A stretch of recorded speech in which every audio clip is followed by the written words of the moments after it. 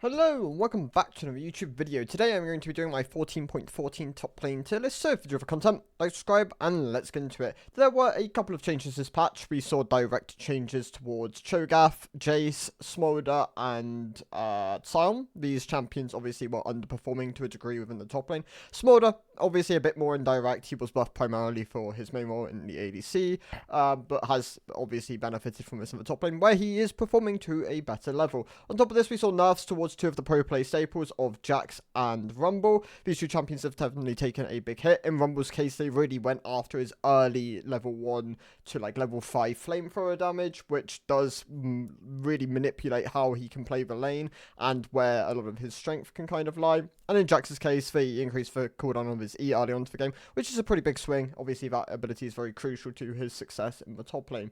Alongside these, we saw some adjustments towards Aurelia, kind of focusing on bringing her back within pro play. But let's cover the changes. Once again, this is going to be targeted towards mid and low elo. I believe it's best for majority of players, like the 99%, but I kind of direct a tier list towards them. So yeah, let's get into it. To move, Skarner is going to maintain his spot in the D tier. This champion is obviously going to receive changes in 14.15. He has been underperforming intentionally because of his pro play presence. He was becoming a big problem there, and they hit him really hard. The Q damage has gone down quite heavily, combined with a slight, just chain nerfs towards his W patch by patch. What they are planning on doing is they're making it so his E is less aggressive and how quickly you can pull someone backwards. On top of this, they are planning on ripping the slow off of his W and hopefully giving some of his power budget back elsewhere. He's going to belong in this D tier for the moment. Akali is also within my D tier. She does underperform a bit within the top lane. She is receiving changes in 14.15. But for the moment, I'd recommend avoiding the champion. They took a lot of damage out of her E, and you can definitely feel it at the moment. What they are doing is they're kind of trying to put some power back into her ultimate, and a bit into a shroud, I believe, making it so it's cooldown scales later on into the game. But yeah, for the moment, she's going to be within my D tier. Cassante, obviously, once again, another pro staple. Outside of Masters Plus, you don't really see this champion that much. He tends to be pretty, just a pro play staple, and an elite skewed pick. Something I wouldn't really recommend for the average player. Viego, not going to be in my tier list anymore. The pick rate has gone down again. It should have probably been 75% healing on minions rather than the 50% they gave him, but he's kind of successful within the mid lane, not to a large degree. They could have gone a bit harder, definitely, and still been relatively balanced in the mid lane, but for top lane, it's never really picked up, so he's going to be removed. Lee Sin just doesn't perform very well in the top lane. We're a long way past that, like Emax Lee Sin with Ravenous, which really, Gordrinker at the time, but Ravenous doesn't really function that well, and he also belongs in the D tier. I've seen Dokla play it, but I don't believe it went very well, and yeah, it's not great.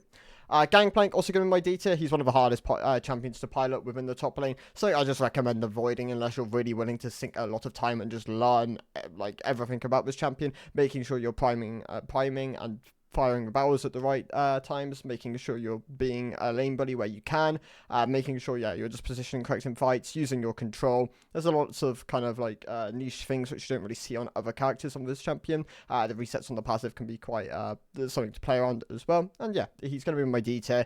Put the games in, and you can definitely find increasing success on the champion. Akin to Yasuo, in a way. Yasuo is another champion which really does find more success for more games that get put onto him. The pick, obviously, tends to perform a bit better in the mid lane, but is getting changes in 14.15, so I'd recommend kind of holding out till then, unless you do play the champion a lot, which of course you can still, but you're more likely to find a bit more success within the mid lane at the moment. Other champions going to be joining the D tier is Aurora. The pick looks to be underperforming in its current state. Obviously, once again, new champions tend to have a deep skill curve and will have a deflated win rate early on. Once we have a proper way of gauging just how strong this champion is, I'll move it around in the tier list. But for the moment, I'd recommend just avoiding ranked with these picks, like learning it in practice too, learning it against friends, maybe playing some draft pick and really getting comfortable on the champion. But for the moment, I'm going to leave her in the D tier. I believe Luden's companion looks to be best first item on her. Limited sample size though. Roa is your other option, and yeah, kind of experiment around, practice it a bit, and you should find success when the champion's in a relatively balanced spot. Shyvana also going to be my D tier. It picked up popularity, and I really just don't know why to like the extent it did. I've seen some videos obviously going around like talking about the strengths of like Shojin into Stride Breaker, Flicker Blades, and like if you can get your free item course, you can definitely spike quite nicely mid into late game. Definitely has a lot of reset mechanics, which can really output quite egregious damage, but oftentimes you're quite punishable in laning phase, you're reliant on matchups. If you're not able to really find those angles early on, it can definitely stunt your ability to play later on. And if you're looking for something kind of akin to this, honestly, I'd recommend just Volibear. Volibear's in a very good spot at the moment, and definitely something which I would recommend. Also, pretty easy to pilot. Yone is going to lead off the C tier. He is obviously a hard to pilot champion. That's a no-brainer. He is receiving changes in 14.15. Trying to actually make him more elite skewed. They're nerfing down the W duration. On top of this, they are making his ult less forgiving. If you miss it, it's kind of a longer cooldown. But they are putting some power back into his Q, I believe, and a bit of early ECD. He is going to also feel Berserker's Greaves nerfs. They are nerfing like all the boots in the game. Well, most of the boots in the game, not all of them, but like the main usually popular ones. And yeah, he's going to be my C tier for the moment. Tends to be a bit harder to pilot. Once again, bit of a pro elite jailed champion, has been his entire lifetime within the game, and yeah, it's just how he's going to stay. And if you put the games in, you can definitely find success on the pick. He's a solid C tier option. Jace got buffed this patch. Doesn't really push him out the C tier. He still has the same problems. Once again, a lot of the C tier, a lot of the D tier are going to be harder to pilot picks, which really reward putting a lot of games in. Jace, another one, which kind of fills that bracket. Obviously, the Q changes do help him. They make him a bit better on his long-range harass, make his all-ins a bit stronger, but not quite enough to really push him into the B tier for the average player. Ude has been underperforming for a while in the top lane. Tends to be pretty balanced to just Leandry, but then struggles with his later itemization, which is where he kind of loses some of his power. So he belongs in the C tier for the moment. Kind of unpopular again at this point. Olaf, very unpopular top laner. He mainly comes in as a counter to tanks, which are very reliant on their CC, where his ultimate has increased value. If you're just blinding Olaf, you won't be able to find the same level of success as you once did on the champion. If anything, he probably should be slightly on the stronger side to maintain his pick rate. Otherwise, it does just decay, and not really going to see much of his champion at the moment. He belongs in the C tier. Alongside him, I'm going to have Sejuani, who has some level of success in the top lane. The pick obviously has the Rylai Leandry variant, which relies a bit more on your damage, your AP ratios, and your health ratio on your W to output a decent amount of damage. But you have the tank variation, which is what I'd more recommend just going standard. This would be like your Grasp, Demolish, Second Wind, Overgrowth, Mana Flow, Scorch, attack speed, double health scaling shard. That would be how you'd play that. And then you'd go things like Winter's Approach. You pick up a Barmies item, allowing for a bit more wave clear. And it's relatively successful. It probably jumps towards the B tier if you're going with tank variation, but it tends to be a bit less popular. Obviously, Sejuani just generalistically isn't a particularly popular top laner, so she is going to be within my C tier for the moment. Alongside Sejuani, we have Rengar and Varus. Rengar's case, once again, a very hard to pilot champion, primarily only played by one tricks in the top lane. It does perform a bit better in the top lane compared to the jungle at the moment, but could probably do with a slight buff to really help it out here. In Varus's case, he's a bit weaker since the changes he received to kind of push him away from the lethality build. It indirectly hit his other builds, but I believe the best way to play him right now looks to be Kraken Slayer Rush. Obviously, you do primarily want to dabble in those on-hit items, whether it's W max, stuff like that. You could definitely find ways of making this champion work for you, but for the moment, he is going to be my C tier. Most lane bullies, I'd recommend just ranged lane bullies I'd recommend avoiding, as they tend to be a bit more punishing to play, and very much if you get ganked you can struggle to ever really find your footing back in the game. And then joining these champions, I'm going to have Rumble, so the Rumble nerfs did hit him quite a bit. He was already dwindling within solo queue. The pick did primarily just find success in competitive. His wave clear, his early game, combined with his really strong team fighting ultimate, really benefits him there. Doesn't really benefit him as much within solo queue. Obviously, you do play aggressive, you can opt into ignite, and there are definitely strengths towards the champion. But yeah, nerfing his early Q damage has definitely hurt the pick a lot, and he is going to drop down to the C tier. Moving on to the B tier, Sion got buffed. didn't really do a huge amount. It definitely helped him. Like, it wasn't a placebo buff. There was some movement, and he seems to be benefiting from, like, a Barmies option into Heartsteel, and then you can go your tank builds. Sterix, obviously not a bad item on this champion. Overlord's Bloodmail is like a 4th, 5th item capstone. But yeah, he still underperforms a bit. A champion like Sarge could probably do with being a bit stronger if he ever wants to really find like continuous relevance, and he belongs in the B tier for the moment. Jax is also going to drop down to my B tier, so Jax obviously had his E nerfed. This was a response to his pro presence, his elite strength, where he can really easily nullify a lot of the ranged matchups with the ability as like you put a point in the ability and you just walk through the wave, trade onto someone, and it can be very hard to really punish him back. Definitely hurts him. He now drops down to the B tier from the A tier. Vayne, pretty hard to pilot pick within the top lane. Obviously, unpopular opinion is that like ranged top laners just shouldn't. No, popular opinion is that ranged top laners just shouldn't really be strong or relevant. But I do think that there is definitely a different skill to playing these champions, and if you can pilot them well, and you will get rewarded. Obviously, you're more susceptible to ganks, positioning, minion wave manipulation, freezing, stuff like that can be really like a powerful tool on them. And for the most part, that's not going to be as consistent within the average player. So she is going to be my B tier. Obviously, if you put the games in, same goes for Twisted Fate. These champions can definitely climb. But for the moment, I'm going to leave them both next to each other in the B tier. Aatrox and Darius are also down here. So Aatrox seems to be finding a bit more success at the moment. Obviously, very popular. Really benefiting from his changes to try and push him towards bruiser options.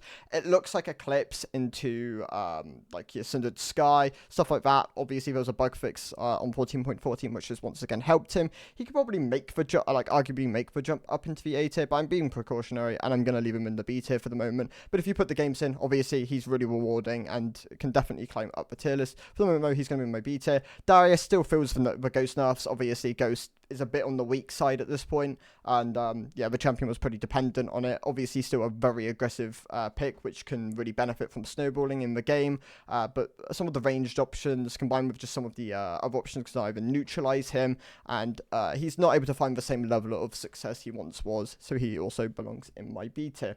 Rise is a pretty sleeper pick. Honestly, I think the champion's kind of underrated at the moment. Just not really wanted. People just don't really want to play Rise. It does a decent amount of damage, has a pretty core build of just primarily mage options. You don't really have these tank hybrid builds anymore on Rise. He's kind of been pushed away from them. But yeah, he's doing a lot better at the moment. Definitely could be picked up, and if you learn the champion, you can definitely find success in the top lane. He's going to be within my B tier for the moment, though. Quinn, also not really finding success on the top lane. Once again, really, well, not finding as much success, but like pretty unpopular. Could probably do with being a bit better if she wants to have some more popularity.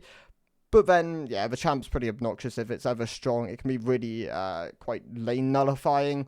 The blind combined with the oppressiveness of running something like Electrocute and Scorch as a pairing, whether you're opting into like your lethality variants, your crit variants, stuff like that. It can all alter how successful Quinn is, but for the moment, I'm going to leave her within the B tier. Silas primarily just a counter pick to Malphite. You're not really going to see him outside of that. I've missed a champion. Ramos is going to be my C tier. He's kind of just like a option if Malphite is banned into very heavy AD comps. You tend to alternate between W and Emax, but it's not as, I mean, it's conditional and not as successful as some of the other options you can have in that space, so he's going to be with my C tier. Riven and Aurelia are also going to be with my B tier. Aurelia received adjustments, kind of pushing her back towards Elite. They were mildly successful. Like, she stayed relatively neutral just across the board, lost a tiny bit of win rate in like the lower ranks, gained a bit in the higher ranks, which I mean was their goal. She's going to receive some follow-up changes on 14.15, which look a bit more promising in like what they're trying to do, bringing her back within pro play, which should be exciting. I think Aurelia is a very healthy champion to have within pro play, as it really rewards like high mechanical skill and like understanding of lane matchup. In Riven's case, she wouldn't really see competitive. She's been in a pretty similar state like over the last split. Obviously, some of the bruiser items getting buffed definitely helped her. Your Moors, your Death's Dance are a bit better on her. Eclipse and Sky, there are options there, and she's a solid B tier option. Once again, if you put the games in, you'll be rewarded, but very demanding. Like, you have to put the games in. D-Shield looks to be pretty favourable with, on River mains. If you want to check any sort of River main out, I'd recommend Alois. Obviously, Alois is very talented on the champion, and definitely a go-to River main. Vladimir is doing better at the moment, honestly. Like, the champion received the W buffs, which did help him, makes him a bit more forgiving to play, buffs his damage slightly, and he moves up towards the B tier from what was originally the C tier pre his buffs, but he's still punishing. If you're not able to get your item spikes when you need them, you can really struggle to find your pace within the game. Obviously, he's doing a bit better though, so he is a solid B tier option. Alongside him, we have Briar and Trundle. People ask me to put Briar on the top lane tier list all the time, and it's not bad. Like, you can find success on Briar top. Obviously, it tends to be a lack of understanding from the enemy top laner, which is where you can really punish on this pick. But her overall sustain through W, obviously she doesn't have any sustain like on her passive, or as whereas other champions have health per second, she doesn't. She's reliant entirely on her lifesteal, but her trading is very strong. She has really powerful all-ins. Her global can be a really powerful roaming tool. There's definitely a level of success here. Trundle, I'm actually going to move down to the C tier. I think Trundle is in need of something. This pick is obviously better as like a C. Actually, no, I'm not going to. But okay, the benefit to Trundle is he's a very easy to play champion. He's very one-dimensional. You're very reliant on your sieging, your 1v1 combined with like your stat checky nature can definitely provide him strength for newer players and even just average players, honestly. But it's not as strong as it probably should be. The pick obviously benefits playing into tanks, playing into AD matchups where you can get value out of your Q AD still, get value out of your R shred, R magic resist still. Obviously, the strength there. But for the moment, he's kind of underpowered. I'm going to leave him within the B tier, mostly because he's slightly easier to play. Other than this, we have... Okay, well, moving on to the A tier, we have Neferi, my underrated top laner, honestly. This pick is definitely finding a bit more success at the moment, and people are starting to notice, but it's kind of slow, and obviously her one-dimensional playstyle of being a very simple to play AD assassin, bit stat checky, can definitely make her feel pretty punishing to play in high elo. But for the average player, this pick is in a perfectly good spot now, and can definitely find like situations where you can be really rewarded, you can really take over games, and yeah, I'd really recommend her as a solid AD assassin A tier pick in the top lane. It's a tongue twister. And yeah, she's in a pretty good spot at the moment, a solid A tier pick. Moving on with Singe. So Singe is definitely a unique playstyle, but got buffed not too long ago, and has definitely been benefiting from those. Obviously, you have like variants of itemization. It's worth kind of doing the research, seeing what like you want to go, whether this is like your Rylai, whether you want to go a bit more like and then like into like damage heavy options, whether you want to go into some of your like AP bruisery options or just straight up tank options. There are build variations there, but it really comes down to what your playstyle is on the champion, and that is kind of just worth learning from mains or just people who kind of like put the time into playing this champion. Renekton, I actually think Renekton's in a really good spot at the moment. He's a champion who I've been really playing a decent amount in solo queue, just getting like really comfortable on the pick. I really like the Conqueror Eclipse variation of the pick at the moment. Obviously Cleaver tends to be a bit more popular within high elo and competitive. Obviously it gives you it gives you a level of durability. Eclipse tends to be a bit more explosive, but into once again tanky options, you do really value Cleaver, and that's where I'd recommend you go that item as a first option. And then the likes of Sterix is still in a pretty decent spot. Shojin can be a really nice item on this champion. Death's Darts, stuff like that can all be really good. And yeah, Renekton, I'd honestly recommend him as a pretty solid A tier pick. Definitely really doing quite well in the meta at the moment. Gragas is going to be my A tier. Gragas is a very good neutralizer.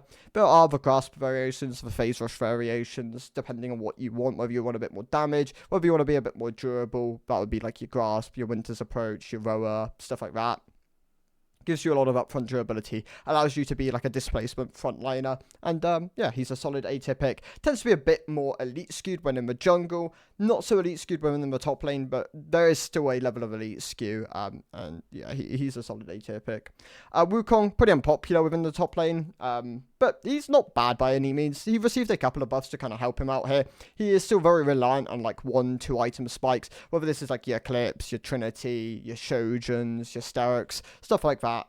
He can really snowball and be a really good mid-game champion, and obviously he still has really good late-game team fighting, but you do struggle early on into the game unless you're like running really early setups with like Ignite, stuff like that, which can give you some level of fight back potential, whether that's into like AD matchups where you know you can have a level of advantage. He's a solid A tier pick. Camille, the go-to high elo top laner. She's still fine for the average. I mean, she's good for the average player.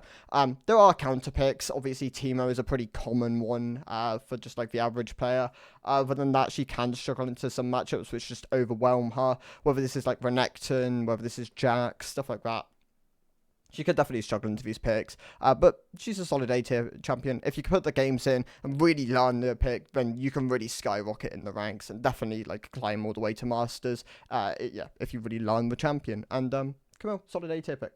Kennen doing pretty well. Well, Kennen was under the radar for a while.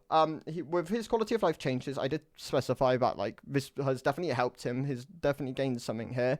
And then going into the split, obviously Leandru received some changes. It now feels really nice and functional on this pick. And people have kind of recognized that alongside the first strike, giving him a lot of gold generation. There is definitely a lot of success on this pick, and tends to be a bit more high-low skewed, but something I would really recommend at the moment if you're looking for like an AP ranged lane bully, which can convert into a really solid mid-game fighter with a level of harass and poke, which kind of makes him a bit easier to play. He was kind of reliant on like all-in burst beforehand, but there is some level of harass here on the pick.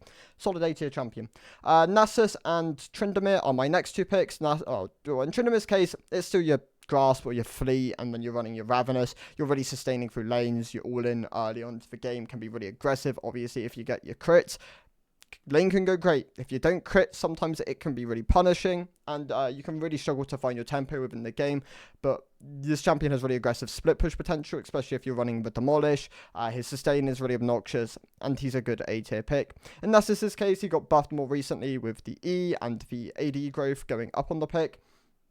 Definitely helped his split push potential, definitely helped his team fighting. He still has issues where people who are running like Fleet, Swifties can kind of outpace him, and he can get CC'd. And he doesn't scale as aggressively as a lot of people really think he does. He's more of a mid to late game team fighter, but very reliant on that level 9 spike with like your Sheen, your Ionians, and then your next spike being like your Trinity, and then spike after that being your 2 item, and then that is where a lot of your power lies, and then you can kind of struggle after that point, whether the enemy team has a lot of CC and a lot of ways of mitigating the value of your W and E. Still a solid A-tier pick though. Mordekaiser, Oscar Mater, it's a bit more early game skewed now. He was already early game skewed, but like relatively low mid-elo skewed. The ult changes combined with some other stuff have definitely kind of made that less aggressive. He can now function within high elo. We do see him in competitive sometimes, whether that's like an answer to Skarn, well, whether that is like primarily just as an answer to Skarner. Well, I mean, that seems to be what it is at the moment. Obviously, Skarner's play rate has kind of dropped out though with the nerfs.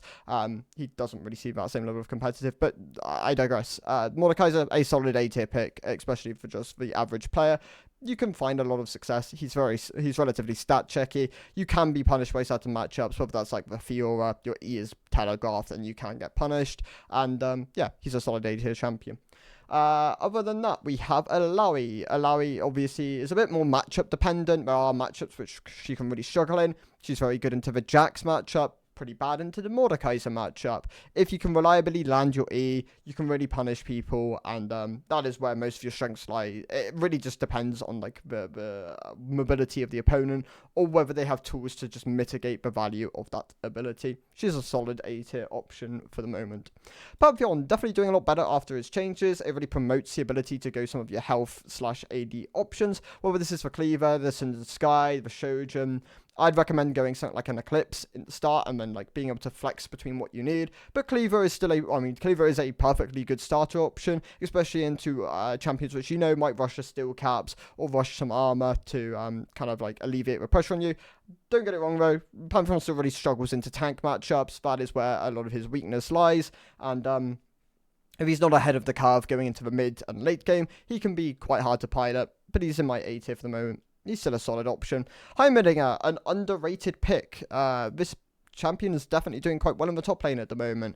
This would be on some of like your burn options, and just overall over time, he's definitely really benefited from some of the itemization changes, and he's very deserving of an A tier spot. I don't really have anyone to recommend who plays Heimerdinger. I can't think of any off the top of my head, but it's definitely a unique playstyle with the turrets and like how you manipulate the wave, and could do with a bit of learnings there, but he's a solid A tier option for the moment. Ornn, very standard tank option. He's not going to win you the game by any means. He can obviously get solo kill angles on a lot of top laners. His damage is not bad by any means, but if your team falls behind, then yeah, you can really struggle. You want to be able to dish out your items. You value XP. Your mid-game fighting is pretty solid though. You're level 6 all in. You're level 9 all in when you have your full brittle damage uptime. And yeah, he's a great A tier option. Definitely doing quite well at the moment. If you're looking for an answer to Ornn, Gwen is here. Gwen obviously primarily used as an anti-tank option. If you're looking for a bit of AP who can really just drain tank, good scaling, then Gwen is really good as a pick. Malphite obviously comes in really nicely as like an answer to 5, 4, even 3 certain sometimes AD picks on the enemy team. Bit reliant on lane matchup. Obviously, if you're into bad lanes, you can be either neutralized or you can just be punished quite heavily. He does kind of rely on AD matchups. If you're playing into something like a Mundo, albeit he is still a level of AD, you can really be punished by this champion's scaling. That is something you do have to be aware of. Malphite doesn't quite scale as well as some of the other tankier options in the top lane, but if you find the right matchups, then yeah, you can find a lot of success on this pick. Obviously, he's pretty easy to play. You have the Grasp and the Arcane Comet for keystones, and yeah, I'd recommend this pick, especially if you see 4 to 5 AD options in the game. Teemo got a bit of a buff this patch. Well, it was more of a quality of life, but the pick isn't too bad for the average player. There have definitely been a lot of discussions around Teemo and where his strength lies, whether that's his lane bully, the nature of being a lane bully, whether that's through his shrooms. I'd argue it's a bit of both at the moment. You can quite heavily push people out of lane if you're running like certain runes, like running rune choices, like maybe like your PTA, your fleets. Obviously, Dark Harvest usually means you're playing a bit more around your shrooms. Doesn't tend to be as optimal within the top lane though at the moment. I'd probably recommend Fleet if you're going any keystone. But yeah, if you're playing into range matchups where you can really get value out of your blind, things like your Veins, then yeah, you can definitely find success on this pick, and he is a good A2 option. Obviously, once again, he primarily comes in as a counter pick to Camille, but he's in a pretty fine spot as is. If you're also a solid counter pick option, primarily used as like an anti-tank or into very telegraphed CC abilities, I'd recommend putting games in, not just blind it, or like not just first time in Camille when you see these options. She does require a level of skill, and if you're not managing your wave correctly or you're taking bad trades, then you can sometimes just be out traded by tanks, which is what you'd want to avoid. You don't want to end up in situations where your counter pick value is just not really utilized. But if you get ahead, you get the split push potential, you scale up, she can be a really great answer to a lot of those options. Warwick and Kled tend to be a bit more unique, not as mainstream top lane. Well, I mean, Kled is primarily a top laner, Warwick's a bit more of a jungle top lane flex. They tend to be a bit more gimmicky, very reliant on their kind of like misleading all-ins, whether that's through their not static inertia, but like their damage output, their ability to sustain through fights, remounting on Kled's case, low health, increase in sustain, low health on Warwick, and barrier can be a summoner spell which you opt into in both these champions. Kled obviously has like your bruiser variants, but also has like assassin variants, which can definitely perform quite well on him. In Warwick's case, you tend to be primarily going like Bork, Stride Breaker, stuff like that, which can work quite nicely on him. Ravenous is another option, but doesn't tend to be as mainstream. But yeah, both these two picks are solid A-tier options. And then Argot. Obviously, Argot tends to be a bit weaker into some of the range picks at the moment. and can definitely have a hard time getting onto just the large amount of range at the moment, whether that's like things which can kite quite a bit. Oftentimes a lot of the AP junglers have either range or just strong kiting capability. He can be punished by that. The build looks to be primarily just Cleaver, Steric, Warmogs at the moment, but there are other options, whether that's like your Overlord's Bloodmail, Hole Breaker as a first option, can be quite good if you're already snowballing and able to siege quite a bit, but he kind of sits in the A tier for the moment, like a mid A tier option. Moving on to the S tier, we have a couple of champions left. I'm actually, one of these champions needs to be put in this, I'm going to put someone on the B tier. The buffs actually helped him quite a bit, and he moves up to the B tier, primarily looking at like Sheen into, or Essence Reaver into Trinity. That seems to be what some people are going at the moment. Obviously, like Shojin tends to be a pretty core option on this pick. RFC as well, and then like into like whether that's BT, whether that's LDR and your latter slots. He's doing a bit better at the moment and definitely a solid B tier top laner. Zeri is another one which I haven't included here as it's pretty unpopular, but people seem to be kind of building up hype around this pick. Whether it's legitimate for like the average solo queue player, I don't think it is. But yeah, there are options there, especially in the ranged market at the moment. The other pick is going to be Cho'Gath. I'm going to drop him within my A tier. Cho'Gath actually doing quite well at the moment, well, doing a bit better at the moment with his buffs. Definitely a pick which I would encourage playing. That would be, for build, you're looking at like your Warmogs into your Heartsteel. I'd recommend avoiding Arcane Comet and primarily just playing Grasp. It does find a decent amount of success with the Emacs at the moment. I wouldn't really play him into range matchups. If you're blinding Cho, then you do have to ban things like Vayne, otherwise you already struggle in lane, or Fiora in certain situations. Atop this, his other build options tend to be primarily just tanky and like building resists to go alongside your health, so you're not able to be cut down primarily just by anti-max health users. Moving on to the S tier, so we have a couple of jumps here. Cassiopeia, once again, a great S tier option. Her ability to kite combined with her ability to nullify a lot of lanes can be really, just really powerful at the moment. If you're not getting punished and you're shutting down vision, then it can really be hard. I mean, it's really hard for the enemy top lanes to really ever respond to your power and your ability to just overwhelm, or when like you tag someone with a Q and then you're just E-stacking onto someone. Other picks here, we got Zac. So Zac wasn't my S plus, but he was bugged. He now drops down to my S tier, obviously a bit weaker. There was something going on with his attack speed, which was like messing up his strength. He received a nerf directly targeting his early game sustain, and he drops him down to the S tier now. Poppy doing really well as like an anti-mobility champion. Obviously, if you can pick Poppy, where there are lots of champs reliant on their mobility, and you can get a lot of value out of your W, but she can be really strong. You're primarily looking at tank variations. This would be like Sunfires or Hollow Radiance into like Winter's Approach. Obviously, Cinder Sky can be an option if you're looking for something a bit more offensive. And yeah, she's a good S tier option. Shen doing quite well at the moment, honestly. His the base AD buff of 4 has definitely given him a lot more skirmishing power. He's a lot more supportive. Like you're picking this champion, like you're kind of forgoing your level of agency for someone else having a lot more agency, especially if you're going like supportive builds. Obviously, if you're looking for something a bit more offensive in lane, you can go the likes of Titanic Hydra, Heartsteel. Both these items are really nice on him. And yeah, he's a great S tier option. Tahm Kench, this will be like your Heartsteel, Protobelt, Rabadon variation. Oh no, Heartsteel, Riftmaker, Protobelt, Rabadon variation. It's really good at the moment. I really recommend playing it, especially if you don't play Tahm Kench and you do want to play something kind of akin to Mordekaiser, but maybe you don't really want to play Mordekaiser. That is kind of what that build entails. And yeah, he's a great S tier option. Other than Tahm Kench, we've got Kayle. Obviously, Kayle, great scaling, has different build variations. Both AD and AP Kayle are in a pretty good spot at the moment.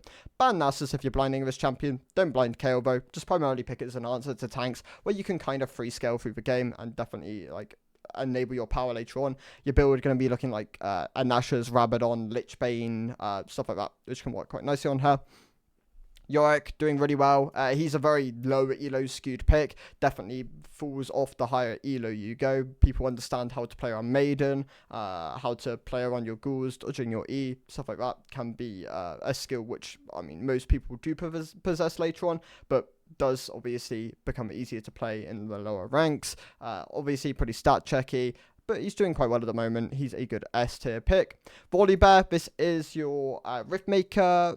Riftmaker. Why can't I think of the build now? Riftmaker, Flicker Blades, Frozen Heart, Spirits. I'm missing an item here.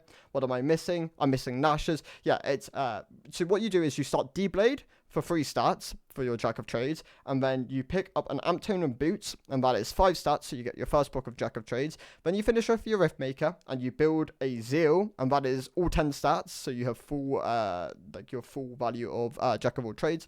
You do have to hold onto your D-Blade though to like maintain it, and then once you have like T2 Boots, you have your full Flicker Blades. If you're building like a defensive option, whether this is like Spirits, you can forego your D-Blade, but if you're going Nashers and you're going a bit more offensive as like a 3rd item slot, then you do have to hold on to it to maintain it, or you're picking up some level of other resists. And then usually opposite, like whatever boots you build, you have to build the opposing item. Like if you're building Tabai, then you have to go Spirits. If you're building Marks, then you have to go Frozen Heart. So you maintain the stats, but you can obviously forgo it if like enemy team is very AD heavy and you really do value all your AD and armor options.